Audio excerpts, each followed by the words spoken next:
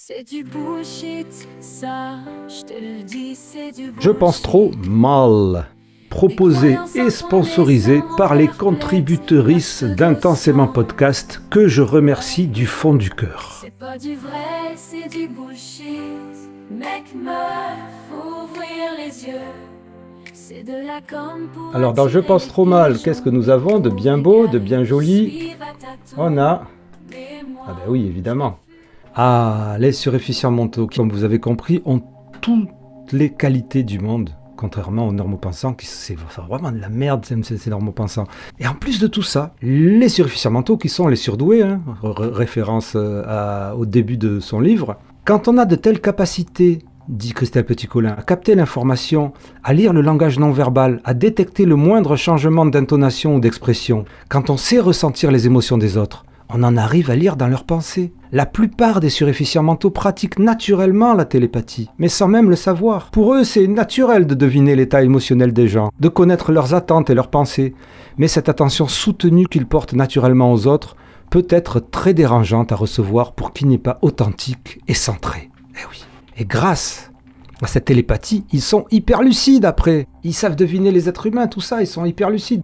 Mais c'est pas tout. Quand ils se sentent compris, dit Christelle Petit-Colin, reconnus, en confiance, quand la qualité d'attention et d'écoute est à la hauteur de leurs attentes, après avoir prudemment testé les capacités de leur interlocuteur à encaisser l'information, et tout en restant sur le qui-vive, prêts à rebrousser chemin au moindre signe d'incrédulité, tant ils ont peur d'être pris pour des fous, les suréfficients mentaux avouent vivre des expériences paranormales.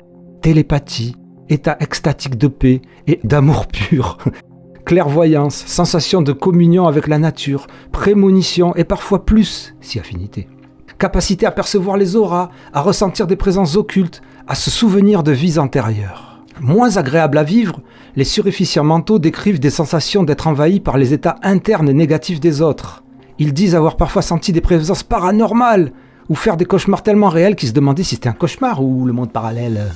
Mais n'oublions pas que le principe premier de Christelle Petit-Colin n'est pas l'ouverture d'esprit, mais la fermeture et la ségrégation. Pour elle, si vous avez ce genre d'expérience, c'est parce que vous êtes surdoué et cerveau droit. C'est tout. C'est ce qui vous distinguerait de la masse des normopensants qui seront incapables d'avoir ces informations spirituelles ésotériques parce que ce sont des sous-hommes ou des sous-femmes sous-équipés. Et alors attention, une précision importante. Si vous avez envie de croire, pourquoi pas? Tant que vous n'imposez pas vos croyances aux autres, personnellement, moi cela ne me dérange pas. Si vous avez le feu occulte, grand bien vous fasse.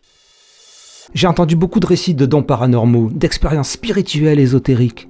Je crois en la sincérité des suréfficients mentaux qui m'ont confié leur vécu. Pour autant, je ne souhaite pas développer cet aspect de la suréfficience dans ce livre. Eh non.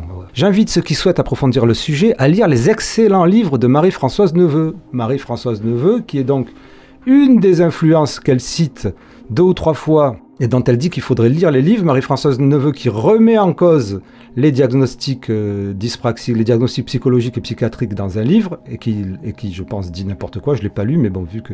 Et qui aussi parle de phénomènes paranormaux et qui aussi parle du cerveau droit. Donc c'est la boucle qui... Voilà. Et c'est peut-être une des influences aussi de Raymond Dazan aussi.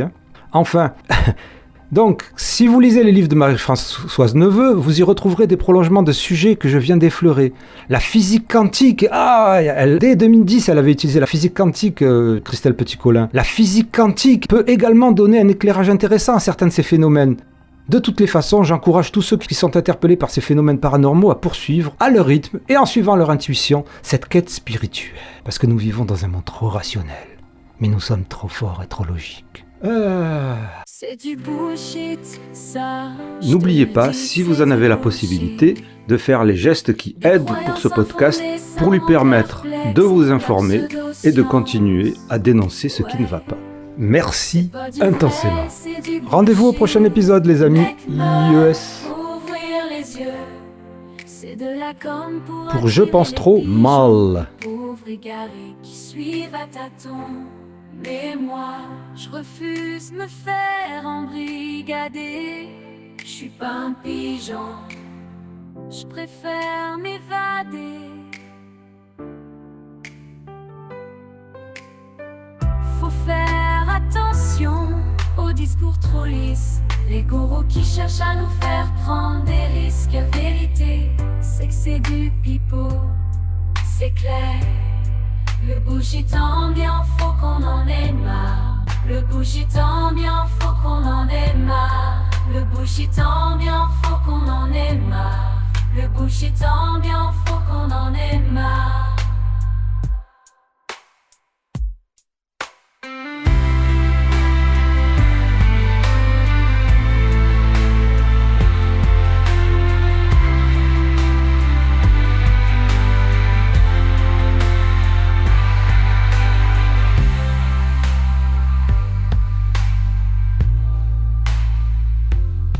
Faut qu'on en ait marre.